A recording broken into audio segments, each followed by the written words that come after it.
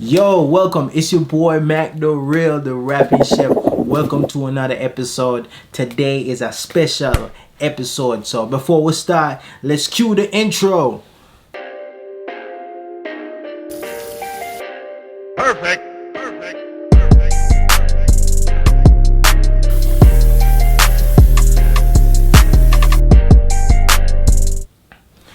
Alright, welcome back. So today is a special day. What we try to keep it authentic. So today I'll be teaching you how to cook real authentic Jamaican brown stew chicken, and we're gonna go, depth by depth with the ingredients, and how I accomplish this task. All right, so stick with me. So first of all, you're gonna start out. Make sure you get your chicken.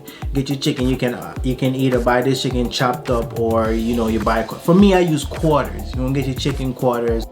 Get those chopped up and ready. Before we start marinating the chicken, what we're gonna do first, we're gonna grab all the items that you need, to get this marinated right. So okay, we're gonna start off.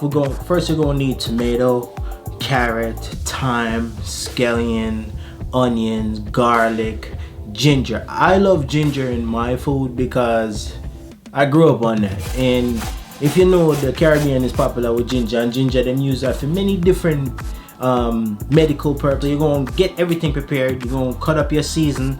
I like to spend time and cut mine up nicely because I can't do it. I'm a chef, you see it. Alright, so let's get at you put all the season that you chopped up aside. This is a very easy dish, people. You might think it's hard, but it's not. For the seasons and all of that stuff, we're gonna get to that part. Make sure your brown stew, you need browning for your brown stew, okay? Have it aside, everything. I don't chop up my thyme, I keep it whole because I can pick the little season. You're gonna start with marinating the meat. For seasoning, I use cumin. We're gonna use some garlic salt, garlic powder. I use a little paprika, and also like this season right here is, I don't know if you can see it, but it's a jerk chicken season. It's potent. It has spice in it. It's really good. For one, a lot of people use ketchup, but I really don't use ketchup. I just rely on the tomato in order to give me that nice sweet flavor to it. So I just go on that. With all those seasons, when we put that on top of your meat, you're gonna add the oil to it so it permeates the chicken better. It spreads right through it. And all the other veggies that you cut up, we're gonna add that to it and rub it in nicely. Make sure you get a good rub.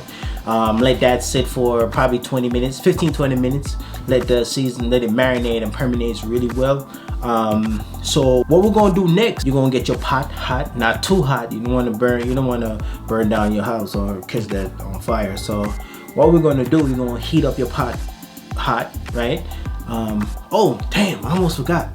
Yeah, we're gonna add your brown. You don't forget, we're gonna add browning your chicken. You don't want to add too much because what browning is actually sugar, slightly caramel flavor. But at the same time, if you use too much, your chicken will look too dark and it's gonna be bitter. Just a tip from a chef: don't use too much browning. And we also add some Scotch bonnet pepper in it, but I keep mine in my freezer because I can't plant anything outside, man. If I plant anything outside, my dog is gonna just scratch it out. R.I.P. those mango tree, man.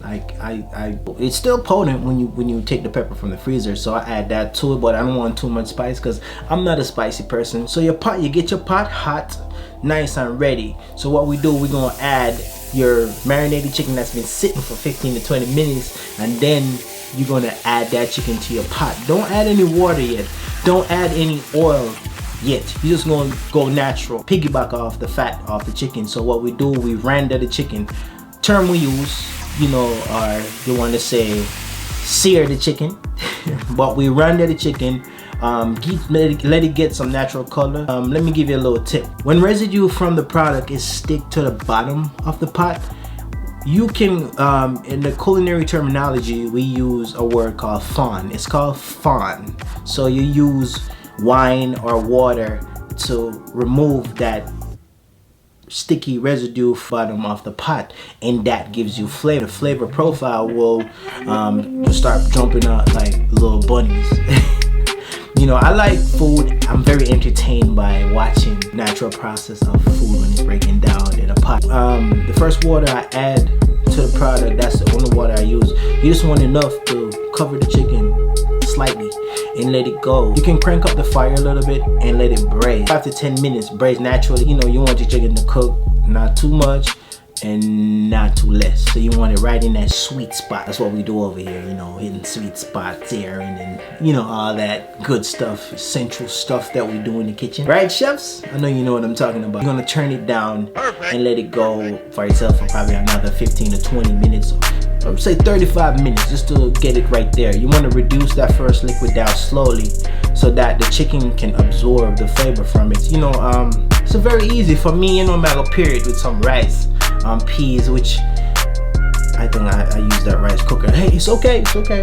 You're not being lazy, it's just okay. You know what I mean? Technology advance and we do all these things, so.